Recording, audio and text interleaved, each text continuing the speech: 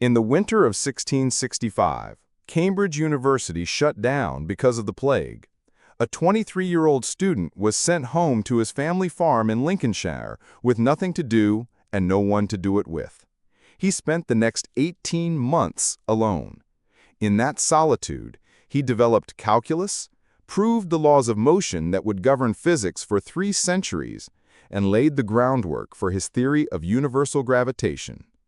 His name was Isaac Newton, and the most productive period of his life was the one where everyone else was gone.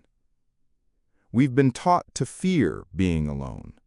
The absence of people around us is framed as failure, a sign that we are unwanted, that something is wrong with us, that we are falling behind while everyone else moves forward together. We fill every quiet moment with noise because the silence feels like an accusation. We are addicted to the presence of others not because it serves us, but because it distracts us from ourselves. But solitude and loneliness are not the same thing. This distinction matters more than almost anything else I will ever tell you. Loneliness is involuntary isolation. It is the ache of wanting connection and not having it. It is passive. It happens to you. Solitude is a choice. It is the deliberate withdrawal from the noise of other people so that you can hear yourself think. It is active. You do it on purpose, with intention, and what you find inside it is not emptiness, but clarity. Nikola Tesla spent enormous portions of his life alone by design. He never married. He rarely socialized. He said his best thinking happened when there was no one around to interrupt it. The flashes of insight that gave him alternating current, the radio, the foundation of modern electrical systems, those did not come from conference rooms. They came from long, solitary walks and empty laboratories and hours of uninterrupted concentration. Tesla understood that the crowd is loud in ways that drown out the signal you need to hear. The Stoics built their entire philosophy around the idea of turning inward. Marcus Aurelius wrote his Meditations as private notes to himself, never intended for publication, never performed for an audience. They were the product of a man who, despite commanding the largest empire in the world, found his way back to himself by sitting alone with his thoughts. He wrote, "You have power over your mind, not outside events. Realize this, and you will find strength." That realization does not happen in a crowd.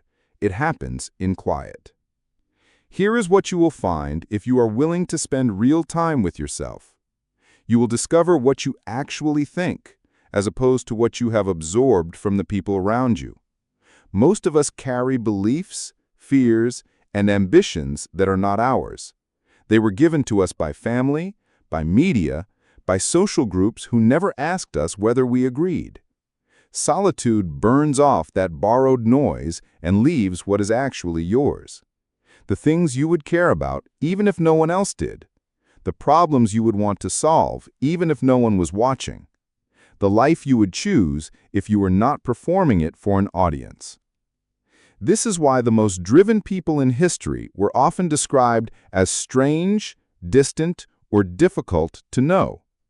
They had done the uncomfortable work of knowing themselves, and that self-knowledge made them immune to the kind of people-pleasing that consumes ordinary lives. They could tolerate solitude because they had made themselves good company. The practical cost of never being alone is this: you never develop an inner life strong enough to withstand hardship. When the external world turns hostile, and it always does eventually, you have nowhere to go. The man who has never cultivated his interior world collapses when the exterior one falls apart. The man who has spent time alone, who knows who he is without an audience, stands. Start with 20 minutes a day. No phone, no music, no podcast. Sit with yourself and let the discomfort be there. The first few days will feel unbearable.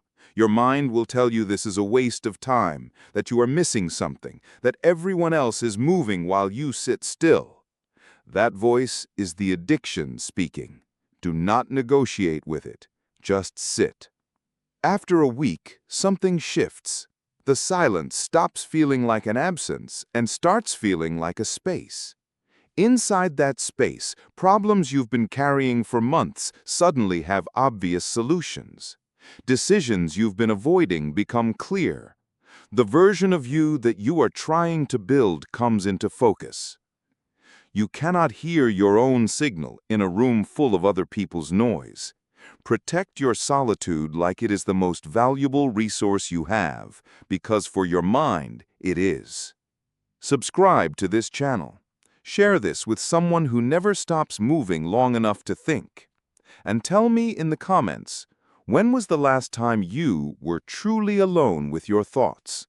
What did you find there?